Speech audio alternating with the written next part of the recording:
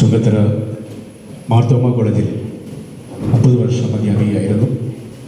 പരിസ്ഥിതി സ്ത്രീവാദം, പരിസ്ഥിതി നിരൂപണം എന്നിവ അടിസ്ഥാനമാക്കി നിരവധി നിരൂപണ ലേഖനങ്ങൾ അവർ എഴുതിയിട്ടുണ്ട്, പുസ്തകം എഴുതിയിട്ടുണ്ട്. കേരള സാഹിത്യ അക്കാദമിയിലും ഫോക്ലോർ അക്കാദമിയിലും അംഗമായിരുന്നു.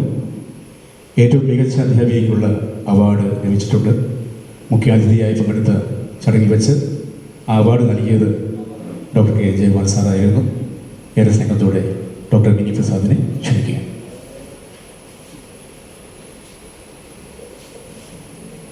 വേദിയിലും സദസ്സിലുമുള്ള ബഹുമാന്യരെ, പ്രിയപ്പെട്ടവരെ, ഞാൻ ആദ്യം തന്നെ കാവ്യശ്രീയെ ഹൃദയം കൊണ്ട് തന്നെ അനുമോദിക്കുന്നു. കാരണം കെ ജയകുമാർ എന്ന കവിയെ സത്യത്തിൽ മലയാളം അവഗണിക്കുകയായിരുന്നു എന്ന് എനിക്ക് തോന്നിയിട്ടുണ്ട്. അതിൻ്റെ കാരണം എന്താണെന്ന് ഞാൻ കഴിഞ്ഞ ദിവസം എൻ്റെ മകനോട് അതിനെപ്പറ്റി സംസാരിക്കും. എൻ്റെ മകൻ നന്നായി വായിക്കുന്ന ആളാണ്. അവനോട് സംസാരിക്കുമ്പോൾ അവൻ പറഞ്ഞ ഒരു കാര്യം, അത് തന്നെയാണ് അതിൻ്റെ കാരണമെന്ന് തോന്നുന്നു. അവൻ വെറും 23 വയസ്സുള്ള കുട്ടിയാണ്. അവൻ പറഞ്ഞ കാരണം ഇതാണ്: അമ്മേ, ഇഴകീറി വായിക്കാൻ മെനക്കെടാത്തത് എന്ന് അവൻ പറഞ്ഞു. ഇഴകീറി വായിക്കാൻ മെനക്കെടാത്തത് എന്ന് പറഞ്ഞു. അത് തന്നെയാണ് അതിൻ്റെ കാരണമെന്ന് കവിതകളിലൂടെ കടന്നു പോകുമ്പോൾ എനിക്ക് തോന്നിയിട്ടുണ്ട്. പിന്നെ സാറ് പറഞ്ഞു ആരും തിരിഞ്ഞു നോക്കാതിരുന്നപ്പോൾ ഞാൻ എഴുതി. ശരിയാണ്, 2-3 ലേഖനങ്ങളൊക്കെ എഴുതിയിട്ടുണ്ട്.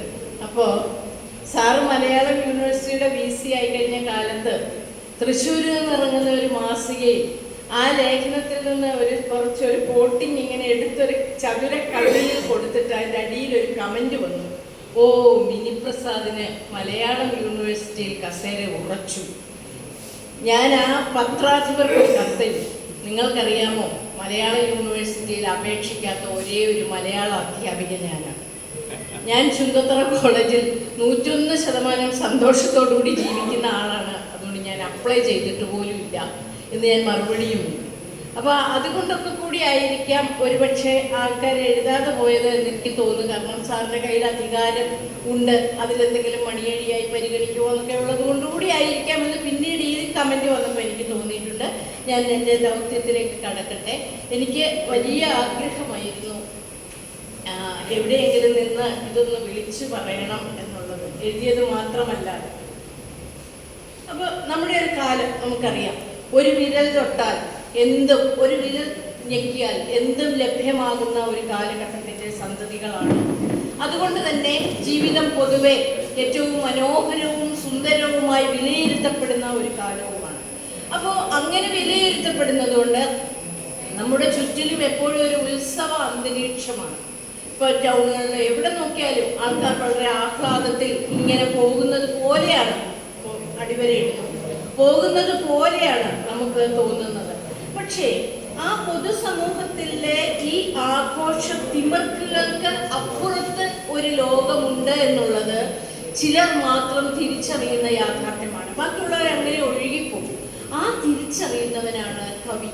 അതുകൊണ്ടാണ് കവി അതിനെപ്പറ്റി വ്യാകുലപ്പെടുന്നതും ആ വ്യാകുലതകൾ കവിതയായി മാറുന്നതും ആ ആഹ്ലാദ തിമർപ്പിൽ തന്നെ ജീവിക്കുന്ന സമൂഹത്തോട് തൻ്റെ ഉള്ളിലെ ചോദ്യങ്ങൾ നിരന്തരം ചോദിച്ചു കൊണ്ടുമിരിക്കുന്നത്.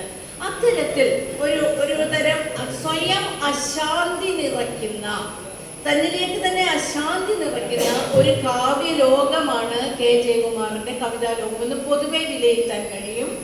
അപ്പോൾ അതുകൊണ്ട് തന്നെയാണ് അദ്ദേഹം നാൾവഴി, ആദ്യകാലത്തെത്തിയ കവിതയാണ് നാൾവഴി എന്ന കവിതയിൽ പറയുന്നുണ്ട്: അത്ര പ്രസാദിക്കാത്ത ഒരു ദേവതയെ മെരുക്കിയെടുക്കലാണ് എനിക്ക് കാവ്യ ജീവിതം. അത്ര പ്രസാദിക്കാത്ത ഒരു ദേവതയെ മെരുക്കിയെടുക്കലാണ് എനിക്ക് കാവ്യ ജീവിതം എന്ന് അദ്ദേഹം പറഞ്ഞു വെക്കുന്നു. അപ്പൊ ആ കാവ്യദേവത കവിയെ ഒറ്റയ്ക്ക് നടക്കാൻ ക്ഷണിക്കുന്നു. കവിതയിൽ പറയുന്നതാണ്, ഒറ്റയ്ക്ക് നടക്കാൻ ക്ഷമിക്കുന്നു. പിന്നൊന്ന്, എതിർ കാഴ്ചകളിലേക്ക് ക്ഷണിച്ചുകൊണ്ട് പോകുന്നു. ഈ കവിതയിൽ മുഴുവൻ എല്ലാ കവിതകളിലും അതാണ്, കാഴ്ചയല്ല. അങ്ങനെ തന്നെ കവിത പഠിക്കാൻ കഴിയും. എതിർ കാഴ്ചകളാണ് നിരന്തരമായി ചോദ്യങ്ങൾ ചോദിച്ചുകൊണ്ടിരിക്കുന്നത്.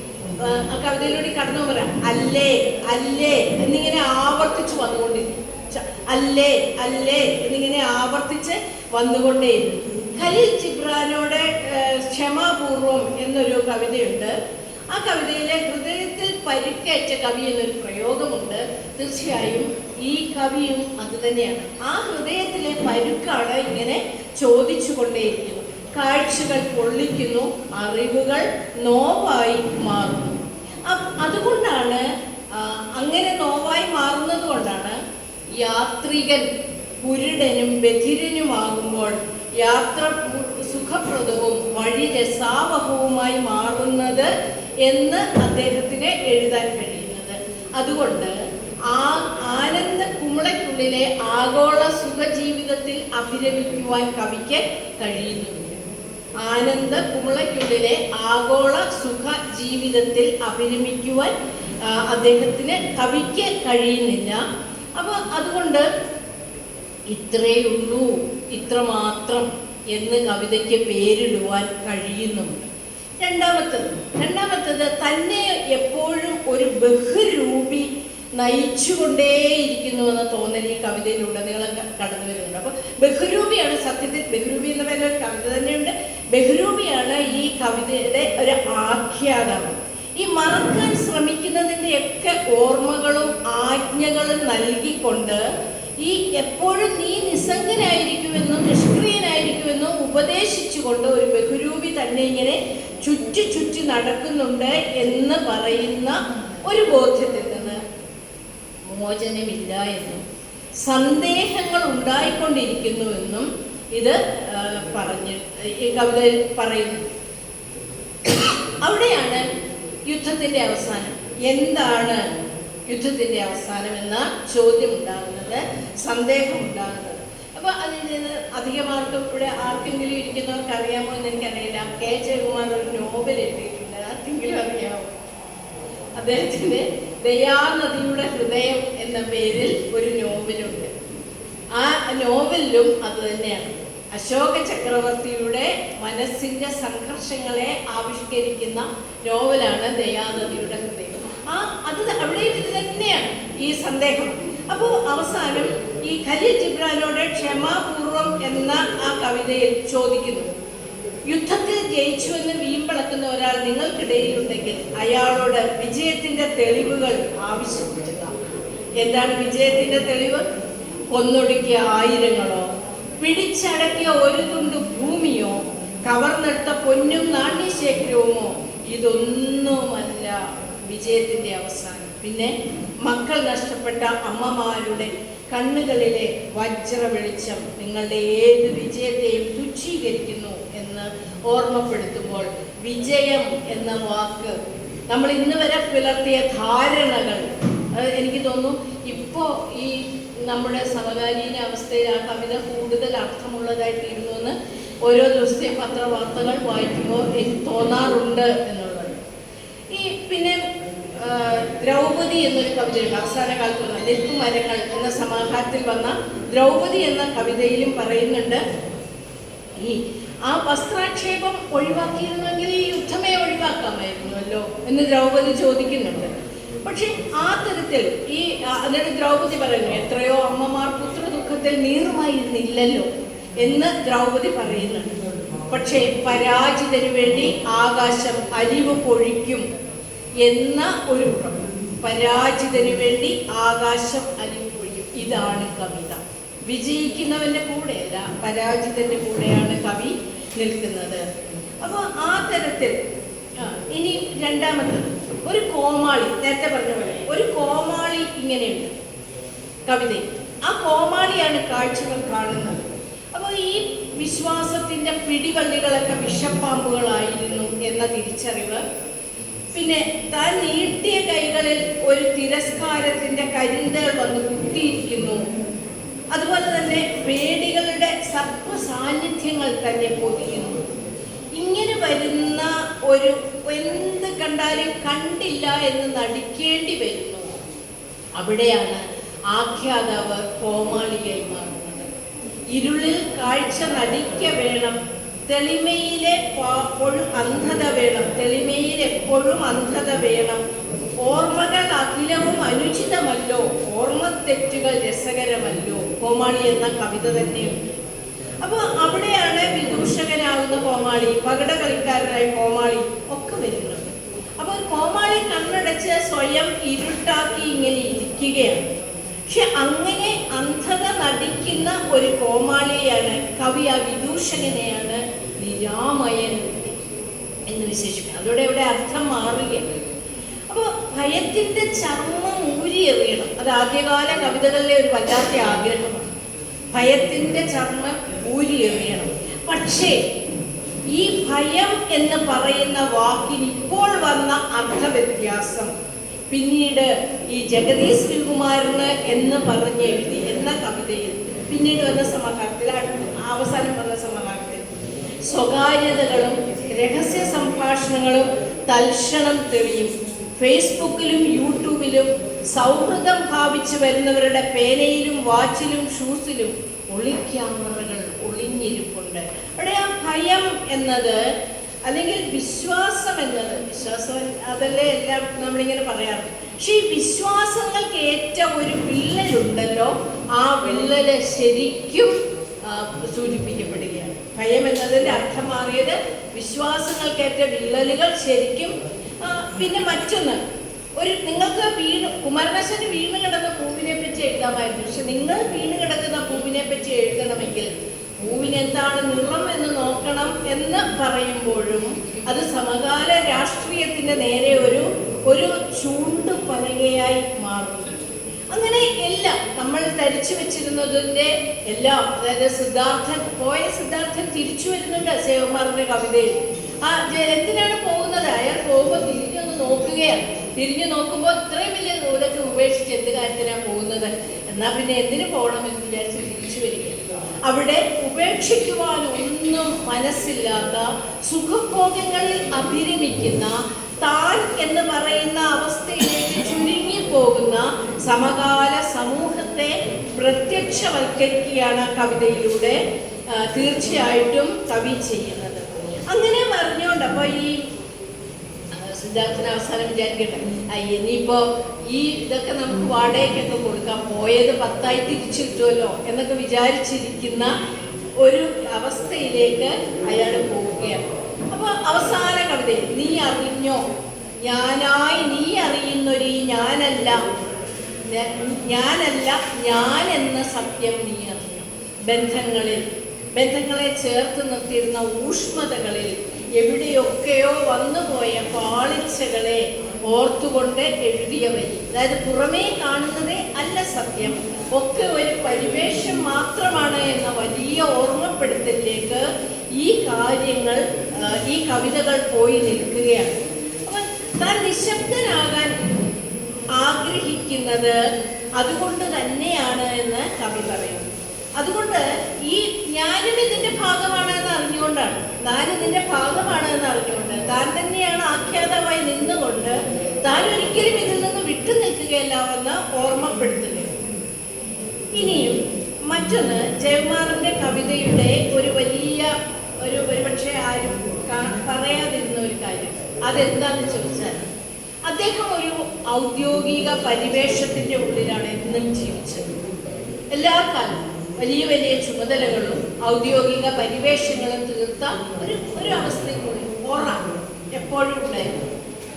പക്ഷേ ആ ഓറയ്ക്കുള്ളിൽ അദ്ദേഹത്തിൻ്റെതായ പരിമിതികളും ഉണ്ടായിരുന്നു. കവിതയ്ക്കല്ല, ഓറയ്ക്കുള്ളിൽ നിന്ന വ്യക്തിക്ക്. അതുകൊണ്ട് തന്നെ കെ ജയകുമാർ സ്വതന്ത്രമായി ജീവിച്ച എല്ലാ മനുഷ്യരെയും വളരെ ആരാധനയോടെ, ജീവിതത്തോട് സത്യസന്ധരായിരുന്ന മനുഷ്യരെ വളരെ വളരെ ആരാധനയോടുകൂടി വീക്ഷിക്കുന്നുണ്ട് കവിതകളിൽ. ആരെങ്കിലും ശ്രദ്ധിച്ചിട്ടുണ്ടോ എന്ന് എനിക്ക് അറിഞ്ഞുകൂടാ. അപ്പൊ അവരുടെ ഒക്കെ ഒപ്പം അവർ നടന്നതുപോലെ ഒന്നും നടക്കാനാവുന്നില്ലല്ലോ എന്നൊരു വല്ലാത്ത ഖേദം ഈ കവിതകളുടെ അടിസ്ഥാനം. അതുകൊണ്ടാണെന്ന് എനിക്ക് തോന്നുന്നു പി കുഞ്ഞിരാമൻ നായരോടുള്ള ആരാധന വരുന്നത്. ഒരു സത്രത്തിന്റെ ഉള്ളിൽ അനാഥനെ പോലെ മരിച്ചു കിടക്കാൻ കഴിഞ്ഞ പി കുഞ്ഞിരാമൻ നായർ. സത്രം എന്ന പേരിൽ തന്നെ ഈ സമാഹാരത്തിൽ, ഈ അവസാനത്തെ സമാഹാരത്തിൽ, പഞ്ഞി എന്ന സമാഹാരത്തിൽ ഒരു കവിത എവിടെയുണ്ട്. പാടും പിശാച്, ചങ്ങമ്പുഴയോടുള്ള ആരാധനയാണ്. കമല, മാധവിക്കുട്ടിയോടുള്ള ആരാധന നീണ്ട കവിതയാണ്. അവിടെ പറയുന്ന ഒരു വരിയുണ്ട്. പക്ഷെ അത് ഞാൻ മാധവിക്കുട്ടിയെ PhD ചെയ്ത് ഗവേഷണം നടത്തി PhD എടുത്ത ആളാണ്. പക്ഷെ ഈ വരിയിലൂടെ കടന്നു പോയപ്പോഴാണ് ഓരോ പ്രണയവും നിനക്ക് മുറിവുകളും ഏകാന്തതയും മാത്രം സമ്മാനിച്ചു എന്നെഴുതുമ്പോൾ എത്രമാത്രം ഉൾക്കൊണ്ടാണ് അത് എഴുതിയത് എന്ന് കൂടി ആലോചിക്കേണ്ടതുണ്ട്. അപ്പോൾ അതുപോലെ തന്നെ എനിക്ക് ഏറ്റവും ഇഷ്ടമുള്ള ഒരു കവിത ഹസരിഘട്ടയിലെ ചിലങ്കകൾ അന്നും കരഞ്ഞില്ല എന്ന കവിതയാണ്. അത് പ്രതിമാബോധി അപ്രത്യക്ഷമായതിൻ്റെ അന്ന് എഴുതിയ കവിതയാണ്. പ്രതിമാബോധി അപ്രത്യക്ഷമായത്, പ്രതിമയെ അറിയാമല്ലോ. പ്രതിമാബോധി ആ കവിതയിൽ പറയുന്ന ഒരു കാര്യമുണ്ട്. ഞങ്ങൾക്ക് നിന്നെ എന്നും ഭയമായി, നീ മറ്റൊരു ഗോത്രത്തിന്റെ അതിദേവത, മഞ്ഞുമഴയും വെയിലുമേറ്റ് പുഷ്പിക്കുന്ന വനകന്യക, രക്തത്തിന്റെയും തീപ്പൊരിയുടെയും ഹരദേവത. എനിക്ക് ആദ്യം ഈ കവിതയിലൂടെ പോയപ്പോൾ ഇത് അത്ര ഉൾക്കൊള്ളാൻ കഴിഞ്ഞില്ല. പക്ഷെ അവരുടെ ആത്മകഥയായ ടൈം പാസ് വായിച്ചു കഴിഞ്ഞപ്പോഴാണ് ഈ വരികളുടെ അർത്ഥം യഥാർത്ഥത്തിൽ എനിക്ക് ഉൾക്കൊള്ളാൻ കഴിഞ്ഞത്. അപ്പോൾ ആ തരത്തിൽ ഈ തരത്തിലുള്ള ആരാധന ആ കവിതകളിലൊക്കെ, അതുകൊണ്ടാണ് കരുതുക നീഹ ചെയ്യ വയ്യ എന്ന പേരിലൊരു കവിത എഴുതാൻ കെ ജയകുമാറിന് കഴിഞ്ഞത് എന്നെനിക്ക് തോന്നുന്നു. നഗ്നതയുടെ ജന്മാവകാശം എന്ന് എഴുതാൻ കഴിഞ്ഞതും അതുകൊണ്ട് തന്നെയാണ് എന്നെനിക്ക് തോന്നുന്നു. അപ്പൊ ആ തരത്തിൽ ഒരു ആരാധനാ മനോഭാവം തീർച്ചയായിട്ടും ഈ കവിതകളിൽ സംഭവിക്കുന്നു.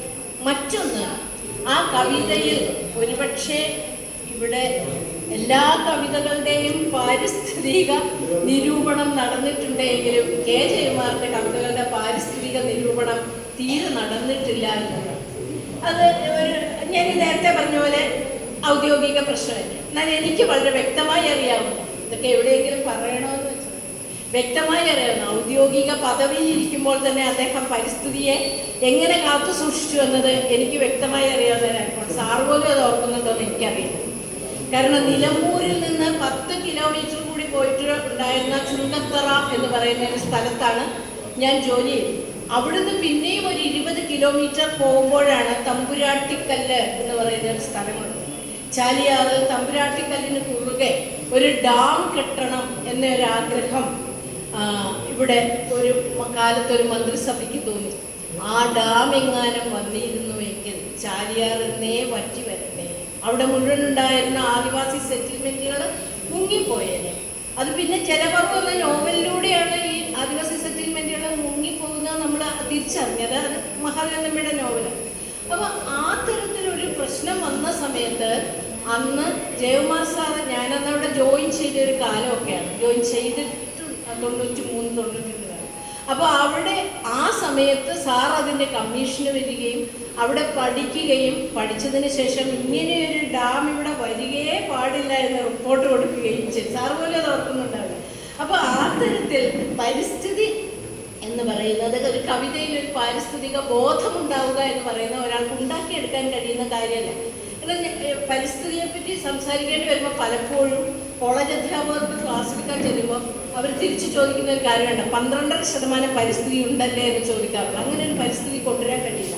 അതൊരാൾക്കുള്ളിൽ നിന്ന് ഉണ്ടായി വരേണ്ടതാണ്. അതുകൊണ്ടാണ് കാലാവസ്ഥാ വ്യതിയാനം എന്ന് പറയുന്ന കവിതയിൽ പറഞ്ഞ് അതിപ്പോൾ ഇനി പഠിക്കലെത്തി, ഭയന്ന് അതിപ്പോൾ വാസ്തവമായി എന്ന് പറയുമ്പോൾ എത്രയോ മുന്നറിയിപ്പുകൾ അവഗണിച്ചു പോയ, ഇപ്പൊ നമുക്കത് കൃത്യമായി അറിയാം. ഇപ്പൊ കാലാവസ്ഥാ വ്യതിയാനം എന്നൊന്നും പറയണ്ട, പക്ഷെ ഇത് പറയാൻ തുടങ്ങിയിട്ട് ഒരുപാട് കാലമായി എന്ന് ഓർമ്മപ്പെടുത്തുകയും, അർത്ഥവൃത്തങ്ങൾ എന്ന സമാഹാരത്തിൽ മഴയുടെ മറുവാക്കിനെ ഓർമ്മയുണ്ടോ, അത് ചിറാപ്പുഞ്ചി എന്നായിരുന്നു. പക്ഷെ ഇപ്പോൾ ചിറാപ്പുഞ്ചിയിലൊന്നുമില്ല, മഴയേയില്ല എന്ന് പറഞ്ഞു വയ്ക്കുകയും ചെയ്യുന്നു. അദ്ദേഹം ആകുലപ്പെടുന്ന ഒരു കാര്യമാണ്, നാളത്തെ ഭൂമിയിൽ പൂവുകളും പുഴുക്കളും മീനും കടൽപ്പാമ്പും ഉണ്ടാവുമോ, ജലവചനം എന്ന കവിത. നാളത്തെ ഭൂമിയിൽ അത് തന്നെയല്ലേ ONV ചോദിച്ചത്. ഞാൻ എൻ്റെ പിന്നെ തിരിച്ചു വരുമ്പോൾ എൻ്റെ കൊച്ചുമക്കൾ ഇതിലെ നടന്നു പോകും, പക്ഷെ അന്നേരം വസുധയുടെ മുഖം കരിഞ്ഞ കുറ്റി കണക്കെ കറുത്തു കാണുന്നു എന്ന് ONV സന്ദേഹിക്കുന്നു. അത് തന്നെയല്ലേ ഈ ചോദ്യവും എന്നുള്ളത്. അപ്പോൾ ഈ കാലുറപ്പിച്ച് നിന്ന മൺകരകൾ കാണാതെയാകുന്നു എന്നുള്ള ഒരു ഉത്കണ്ഠ മറ്റാരേക്കാളും ഉത്കണ്ഠപ്പെടുത്തുന്നത് എഴുത്തുകാരനെ തന്നെയാണ്. കാരണം അവിടെ നിന്നാണ് അവർക്ക് ഊർജം സമ്പാദിക്കേണ്ടി വരുന്നത്. അപ്പോൾ ഇപ്പോൾ ഈ സംഭവിച്ചുകൊണ്ടിരിക്കുന്നത് ആഗോള ഭീമന്മാരുടെ ഒരു അവസ്ഥയാണ്. അതുകൊണ്ടാണ് കിണർ എന്ന പേരിൽ ഒരു കവിത ജയകുമാറിന് എഴുതാൻ കഴിയുന്നത്. കാരണം കിണർ വെള്ളം കുപ്പിവെള്ളമായിട്ട് മാറുകയാണ്. കുളം പറ്റിയത് യാദൃശ്ചികമല്ല, ഒരു കവിതയുടെ പേരാണ്. കാരണം കുളം കളിക്കളമായി മാറിയിരിക്കുന്നു. അവിടെ ഇപ്പോൾ നടക്കുന്നത് കോടിയുടെ കളികൾ. കുളം കളിക്കളമായി മാറിയത് തനിയെ മാറിയതല്ല. അതുകൊണ്ടാണ് ഞാൻ പറഞ്ഞത് ആഗോള ഭീമന്മാരുടെ കളികളാണ് എന്ന തിരിച്ചറിവിലൂടെയാണ് കവി പോകുന്നത്.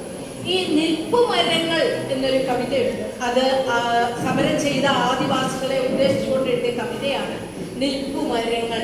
അവിടെ ഇങ്ങനെ കുറേ കാര്യങ്ങൾ അത് ഞാൻ മുഴുവൻ എഴുതിക്കൊണ്ട് വന്നിട്ടുണ്ട്, പക്ഷെ ഞാൻ വായിക്കുന്നില്ല. ഏറ്റവും അവസാനം പറയുന്നുണ്ട്. അപ്പോൾ ഈ പുള്ളിപ്പുലി ഇങ്ങനെ കുറേ ശബ്ദങ്ങൾ കേൾക്കുന്നുണ്ട് അവർ നിൽക്കുമ്പോഴും.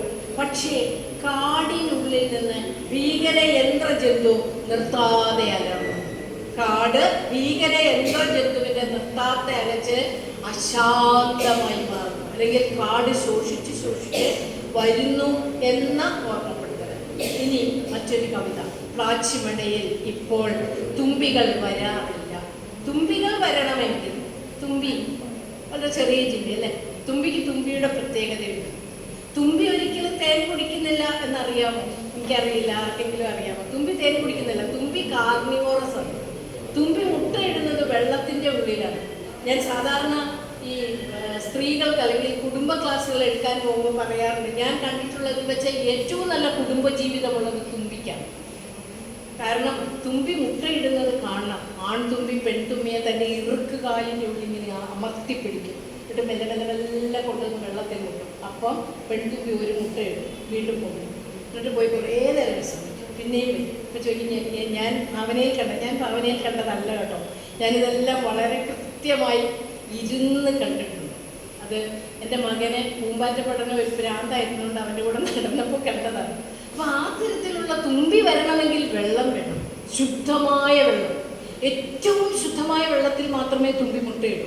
അപ്പോൾ അവിടെ അർത്ഥം മാറുകയാണ്. പ്ലാച്ചിമടയിൽ എന്തുകൊണ്ട് തുമ്പി വരുന്നില്ല? അവരും ഒടുവിൽ മരവിച്ച മണ്ണും കല്ലിച്ച മനസ്സുമുള്ളിടത്ത് തുമ്പി വരാറില്ല. സാറത് അറിഞ്ഞുകൊണ്ടാണോ എഴുതിയെന്ന് എനിക്കറിയില്ല. പക്ഷേ മരവിച്ച മണ്ണും കല്ലിച്ച മനസ്സുമുള്ളിടത്ത് തുമ്പികൾ വരാറില്ല എന്നെഴുതുമ്പോൾ, അപ്പോൾ ഈ ഒരു നേരത്തെ പറഞ്ഞ ആഗോള ഭീമന്മാരുടെ കയ്യിൽ പെടുമ്പോൾ ആ പ്രദേശം അവരുടെ ജൈവാവസ്ഥ, മനുഷ്യന്റെ ജൈവാവസ്ഥ എങ്ങനെയാണ് മാറുന്നത് ഇതിൽ കൂടുതൽ വ്യക്തമായി എങ്ങനെയാണ് ഒരാൾക്ക് കാണിച്ചു തരാനാണ്. ഇനിയൊന്ന്, ഈ കവിതയ്ക്ക് ഒരു സ്ത്രീ പക്ഷമുണ്ട്. നേരത്തെ പറഞ്ഞ പോലെ 25% സ്ത്രീ അല്ല. ഫെമിനിസം എന്ന് പറയുന്ന ഒരു എഴുത്ത് രീതി തന്നെ വികസിച്ച് വന്നിട്ടുണ്ട്. ആണിൻ്റെ പെണ്ണെഴുത്ത്, അത് ഞാനും അവളും തമ്മിൽ ഭേദമില്ല എന്ന തിരിച്ചറിവിൽ നിന്നുണ്ടാകുന്ന ഒരു എഴുത്താണ്. മലയാളത്തിൽ കുറേയധികം രചനകളെ ചൂണ്ടിക്കാണിക്കാൻ കഴിയും. അപ്പോൾ ആ തരത്തിൽ അവസാനത്തെ ജർമ്മൻ്റെ കവിതകൾക്ക് കൃത്യമായ പെൺപക്ഷമുണ്ട്. അവസാനത്തെ രാത്രി എന്ന കവിത ഇവിടെ ആരോ ചൊല്ലിയിരുന്നു. ആ കവിത അതായത് വാനപ്രസ്ഥത്തിൻ്റെ തലേ ദിവസം ദ്രൗപദി ഇങ്ങനെ ഇരുന്ന് ആലോചിക്കുകയാണ്. സീത ഇരുന്ന് ചിന്താവിഷ്ടയായ സീത ഇരുന്ന്, കുമാരനാശാന്റെ സീത ഇരുന്ന് രാമനെ വിചാരണ ചെയ്യുന്നത് പോകേണ്ടി വരുന്ന തലേ ദിവസം. അവിടെ ഇവൾ ചോദിക്കുന്ന ഒരു ചോദ്യം, പ്രണയം കൊതിച്ചു വളർന്നവർ ഞാനൊരു പ്രതികാര നാളമായി മാറിയതെങ്ങനെ? ഇനിയും ഒരു ജന്മമുണ്ടെങ്കിൽ ശാന്തമായി ഒഴുകുന്ന ഒരു പുഴയുടെ ജീവിതം തരൂ. പിന്നെ ഒരു മംഗല്യ ജീവിതമുണ്ടെങ്കിൽ അല്ലയോ യാദവ നിന്നെ പോലെ ഒരു കൂട്ടു തരൂ എന്ന് പറയുന്ന ഇടത്ത് ആ സ്ത്രീപക്ഷം തെളിഞ്ഞു വരുന്നു ഒരു പുഴയുടെ. അപ്പോൾ അവളെ തന്നെ വിചാരണ ചെയ്യുന്നുണ്ട്, നടന്നതൊക്കെയും വിചാരണ ചെയ്യുന്നു. താത്രി എന്ന പേരുള്ള കവിതയുണ്ട്. പെണ്ണിന് മാത്രം ശിക്ഷ വിധിക്കുന്ന ധർമ്മശാസ്ത്രങ്ങളെ താത്രി ചോദ്യം ചെയ്തുകൊണ്ട് എഴുതിയ കവിതയാണ്. പാപം ചെയ്യാത്തവർ എന്നൊരു കവിതയുണ്ട്. അത് മഗ്നന മറിയത്തെ ഉദ്ദേശിച്ചാണ്. അവിടെ പറയുന്ന ഒരു കാര്യം, അന്ന് നിങ്ങളിൽ പാപമില്ലാത്തവൻ ഇവളെ കല്ലെറിയട്ടെ എന്ന് പറഞ്ഞപ്പോൾ എല്ലാവരുടെയും കൈ താന്നു കല്ല് താഴ്ത്തി. പക്ഷെ ഇപ്പോഴാണെങ്കിൽ തങ്ങൾ പാപം ചെയ്തിട്ടില്ല എന്ന് കാണിക്കാൻ വേണ്ടി ഒരുപാട് പ്രവാചകന്മാർ ഉയർത്തെഴുന്നേൽക്കുമെന്നും എല്ലാവരും ന്യായാധിപന്മാരാകുമെന്നും ആ പെണ്ണ് കല്ലേറ് കൊള്ളുക തന്നെ ചെയ്യുമെന്നും പറയുന്നിടത്ത് നമ്മുടെ മുന്നിലേക്ക് കടന്നു വരുന്ന ഒരുപാട് ജീവിതങ്ങൾ തന്നെ. ഇനി ഒരു എഴുത്തുകാരൻ എപ്പോഴും താൻ ജീവിക്കുന്ന കാലത്തോടും സമൂഹത്തോടും നീതി പുലർത്തേണ്ടതുണ്ട്. കവിയായാലും എഴുത്തുകാരനായാലും കാലത്തിൽ നിന്ന് ഒളിച്ചോടിക്കൊണ്ട് കാലത്തിൽ നിൽക്കുന്ന അവസ്ഥകളെ മറന്നുകൊണ്ട് എഴുതാൻ കഴിയില്ല. അതുകൊണ്ടാണ് കാനനഛായയിൽ ആടുമേക്കാൻ ഞാൻ വരട്ടെ എന്നിപ്പോൾ ഒരു കവിക്ക് എഴുതാൻ കഴിയില്ല. കാരണം കാനനമില്ല, ആടുമില്ല, ഛായയില്ല. അപ്പോൾ അതുകൊണ്ട് ആണ് ഈ സമകാല ജീവിതത്തെ കെ ജയകുമാർ എന്ന കവി എങ്ങനെ ആവിഷ്കരിക്കുന്നു എന്ന അന്വേഷണം പ്രസക്തമാണ്. അപ്പോൾ അവിടെ ഒന്നാമത് ചണ്ടാല ഭിക്ഷുകി, അത് ഇവിടെ ചൊല്ലിയ കവിതയാണ്. ആ കവിതയിൽ പറയുന്നുണ്ട്, ചണ്ടാലി ഇങ്ങനെ വെള്ളം കോരാനൊക്കെ വരുന്നുണ്ട്, പക്ഷെ വെള്ളം കുടിക്കാനോ ആരും വരുന്നില്ല. ജാതിയല്ല വെള്ളമാണെന്ന് പറയാനും ആരുമില്ല. കാരണം ആദ്യം ജാതി, പിന്നെ പാനി. അതാണ് പുതിയത്. ജാതി എങ്ങനെ തിരിച്ചു വരുന്നു എന്ന ഓർമ്മപ്പെടുത്തലാണ്. ജാതി അതിശക്തമായി തിരിച്ചു വരുന്നു എന്ന ഓർമ്മപ്പെടുത്തലാണ് കവിതയിലുണ്ട്. പിന്നെ മറ്റൊരു കവിത ഭൂപടമാണ്. അതായത് അവിടെ കൊച്ചുമകൾ ഒരു പെട്ടി ചായവുമായി വരുന്നു. അവൾ ചോദിക്കുന്നു ഏത് നിറമാണ് കൊടുക്കേണ്ടത് ഇന്ത്യക്ക് എന്ന്. അദ്ദേഹം എല്ലാ നിറവും കൊടുക്കാൻ ആഖ്യാതാവ് പറയുന്നു. പക്ഷെ കുറേ സമയം കഴിഞ്ഞിട്ട് മകൾ വരാത്തത് കൊണ്ട് അന്വേഷിച്ച് ചെല്ലുമ്പോൾ ഇന്ത്യയുടെ ഭൂപടം നിറയെ കറുത്ത ചായമടിച്ച് മകൾ അതിൽ കുഴഞ്ഞു വീണ് കിടന്ന് ഉറങ്ങുന്നത് കാണും. അപ്പൊ കറുത്ത ഇന്ത്യയെ വരയ്ക്കുന്ന ഒരു മകളെ കണ്ട് എന്ത് ചെയ്യണം എന്നറിയാതെ നിൽക്കുന്ന ഒരു കവി അവിടെ. മറ്റൊന്ന് ജാതി തിരിച്ചു ദുരവസ്ഥ എന്ന കവിത. അതായത് പഴയ ദുരവസ്ഥ തന്നെ. അതിങ്ങനെ ദുരവസ്ഥ കുമാരനാശാനാണ് കെ ജയകുമാറിൻ്റെ ഏറ്റവും ആരാധനായ കഥാപാത്രം. ലീല, നളിനിയൊക്കെ അദ്ദേഹത്തിൻ്റെ രീതിയിൽ വീണ്ടും വ്യാഖ്യാനിച്ച് എഴുതിയിട്ടുമുണ്ട്. ദുരവസ്ഥയും അത്. പക്ഷെ ദുരവസ്ഥ എഴുതിയ അവസാനത്തെ വരി ഇതാണ്: ചാത്ത വേൽക്കൻ വരട്ടെ, എന്തൊക്കെ ആയുധങ്ങളുമായി ആരൊക്കെ എവിടുന്നൊക്കെ വരുമെന്ന് ആർക്കറിയാം. സാവിത്രി, തിരികെ പോകാനാവില്ലെങ്കിലും ധൃതി വേണ്ട, എല്ലാം ആലോചിച്ചു. കാരണം സ്നേഹത്തിന് ഇപ്പോൾ നീച ദൃശ്യമാണ്, അതേ ദുരവസ്ഥയാണ്. അപ്പൊ വീണ്ടും ജാതി തിരിച്ചു വരുന്നതിനെ പറ്റി ഇവിടെയും ഓർമ്മപ്പെടും. അപ്പൊ അന്ന് നമ്മൾ ആഘോഷമായി കൊണ്ടാടിയതൊക്കെ ജാതിയുടെ ചിന്തകളിൽ അങ്ങനെ കടന്നു പോകും. ഇനി വളരെ വ്യത്യസ്തമായ ഒരു കവിത അതുകൂടി പറഞ്ഞാൽ അവസാനിക്കും. 1947 എന്നൊരു കവിത. 2020 കവിതയുടെ പേര് 1947. കവിത തുടങ്ങുന്ന വഴി 2020 എന്നാണ്. അവിടെ 1947 വിഭജനത്തിന്റെ കാലത്തൊക്കെ 10-17 വയസ്സൊക്കെ ഉണ്ടായിരുന്ന ഒരു ഹർഭജൻ സിംഗ് എന്ന മനുഷ്യനെ 2020 ഒരു പത്രപ്രവർത്തകൻ ഇന്റർവ്യൂ ചെയ്യുന്നതാണ് കവിത. അപ്പൊ അവിടെ ചോദിക്കുന്ന കുറേ ചോദ്യങ്ങളുണ്ട്. ഒരു ചോദ്യം, എന്താണ് നിങ്ങളുടെ വിട്ടുമാറാത്തോളം? അയാൾ പറയുന്നു, കരിയുന്ന മനുഷ്യമാംസത്തിന്റെ മനം പുരട്ടുന്ന മണം. ഈ 2020 അയാൾ അത് അനുഭവിക്കുന്നുണ്ട്. സ്വാതന്ത്ര്യം കിട്ടി ഇത്ര കാലമായി. അപ്പൊ അവിടെയാണ് അയാൾ അവസാനം പറയുന്നു, ഇപ്പോൾ ഞാൻ അറിയുന്നു ഹിംസയാണ് ഏറ്റവും ഹീനമായ അശ്ലീലം. ഹിംസയാണ് ഏറ്റവും ഹീനമായ അശ്ലീലം. വിശ്വാസത്തിൽ വിഷം കലരുന്നതാണ് വിദ്വേഷം. ചരിത്രത്തിന്റെ മുറിവുകളിൽ ചോര ഉണങ്ങുന്നില്ല. വിദ്വേഷവും ക്രൂരതയും ചേർന്ന് മണ്ണാങ്കട്ടയും കരിയിലെയും കളിക്കുന്നു. അപ്പൊ ആ തരം. പിന്നെ ഒരു കവിത ആ കൂട്ടത്തിൽ, പൗരത്വമില്ലാതെ രാജ്യമില്ലാതെ. അതില് നിന്റെ നാട്ടിലേക്ക് മടങ്ങി പോകുമെന്ന ആജ്ഞ കിട്ടുന്ന ഒരു മനുഷ്യൻ. അയാൾ സ്വയം ചോദിക്കുന്നു, എൻ്റെ രാജ്യമെന്ന് നിങ്ങൾ കൽപ്പിക്കുന്നിടത്ത് എനിക്ക് ഒരു കല്ലറ പോലും ഇല്ല എന്ന് പറയും. ഇനി ഈ ഒരു എള്ളോളമില്ല പൊളിവചനം സത്യാന്തര കാലത്തെ കുറിച്ച് എൻ്റെ കവിതയിൽ ഒരു കാര്യമുണ്ട്. വ്യാജ വാർത്തയ്ക്ക് ഓഫറുള്ള കാലം. നമ്മുടെ സത്യത്തിൽ ഇന്നത്തെ നമ്മുടെ വാർത്തകൾ ഉണ്ടാക്കപ്പെടുന്ന വാർത്തകൾ. ആ വാർത്തകൾ മുഴുവൻ ഈ ഒരു ഇതിലേക്ക് ചേർത്ത് വയ്ക്കുവാൻ കവിക്ക് കഴിയും.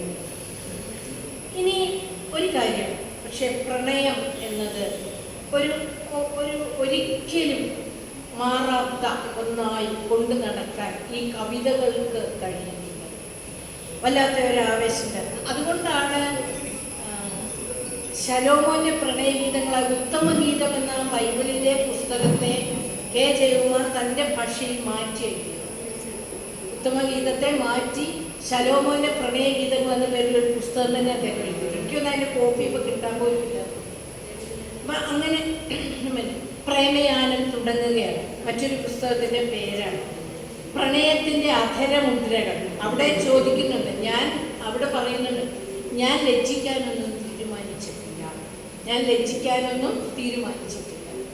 അപ്പോൾ അവിടെയാണ് ഇടയ്ക്ക് എൻ്റെ കവിത ഹൃദ്രോഗിയാണെന്ന് നിങ്ങൾ പറഞ്ഞു കഴിഞ്ഞു. എൻ്റെ കവിതയ്ക്ക് ഹൃദ്രോഗവുമില്ല എന്ന് പറയുന്നു.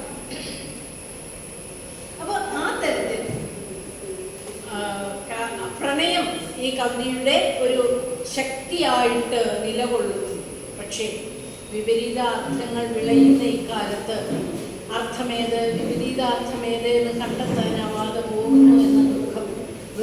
അഭിമാനമെന്നാൽ വെറുപ്പാണെന്നും, പ്രണയമെന്നാൽ ചതിയാണെന്നും, ദോസ്ത് എന്നാൽ ശത്രുവാണെന്നും, ചൂഷണത്തെയാണ് നമ്മൾ വളർച്ച എന്ന് വിളിച്ചത്, ധീരതയെന്ന് പറയുന്നത് ഭയമാണെന്നുമുള്ള തിരിച്ചറിവിലൂടെ ആ കവി എങ്ങനെ ദുരന്ത ബോധ്യങ്ങളിലൂടെ കടന്നുപോയി. പക്ഷെ ആ ദുരന്ത ബോധ്യങ്ങളിലൂടെ കടന്നു പോകുമ്പോഴാണ് ആദിത്യ ഹൃദയത്തിൽ ഇടം തരൂ എന്ന് കവി പറഞ്ഞു പോകുന്നു.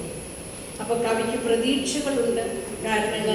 കാരണം നിശബ്ദതകൾ പൂർണ്ണ വിരാമങ്ങളല്ല എന്നും, ഓർമ്മയൊരു പച്ചത്തഴപ്പല്ല എന്നും ഈ കവിത നമ്മോട് പറഞ്ഞുകൊണ്ടേയിരിക്കും. ആ കവിതയിലെ അർത്ഥങ്ങൾ നിങ്ങൾക്ക് വളരെ തവണ വായിച്ചെങ്കിൽ മാത്രമേ മനസ്സിലാകൂ എന്ന് മാത്രം. പക്ഷെ അർത്ഥം കൊണ്ട് അർത്ഥപൂർണമായ കവിതകളാണ് എന്നർത്ഥം എന്ന്. കാരണം പഴയ അർത്ഥവും പുതിയ അർത്ഥവുമായുള്ള അവിഹിത വീഴ്ചയിൽ അർത്ഥഭ്രൂണഹത്യകൾ വ്യാപകമാണ് എന്ന് കവിക്ക് എഴുതാൻ കഴിയുന്നതും അതുകൊണ്ട് തന്നെ. പിന്നെ പലപ്പോഴും അർത്ഥഭ്രൂണ ഹത്യ, എന്താണ് ക്രാവിയ നിശബ്ദത, ഇങ്ങനെയുള്ള പ്രയോഗങ്ങൾ ഇങ്ങനെ ആവർത്തിച്ച് കടന്നു വരും. അപ്പോൾ അതിലൂടെയൊക്കെ കടന്നുപോയി ഇത് എത്തുമ്പോൾ വല്ലാത്ത ഒരു അനുഭവത്തിൻ്റെ തലത്തിലേക്ക്. യഥാർത്ഥത്തിൽ ആ സിനിമാ പാട്ടുകളും അങ്ങനെ തന്നെയാണ്, കവിത തന്നെയാണ് പാട്ടുകളും എന്ന് പറഞ്ഞുകൊണ്ട് ഇങ്ങനെയൊന്ന് വന്ന് പറയാൻ തന്ന ഒരു അവസരത്തിന് വീണ്ടും നന്ദി പറഞ്ഞുകൊണ്ട് അവസാനിക്കും.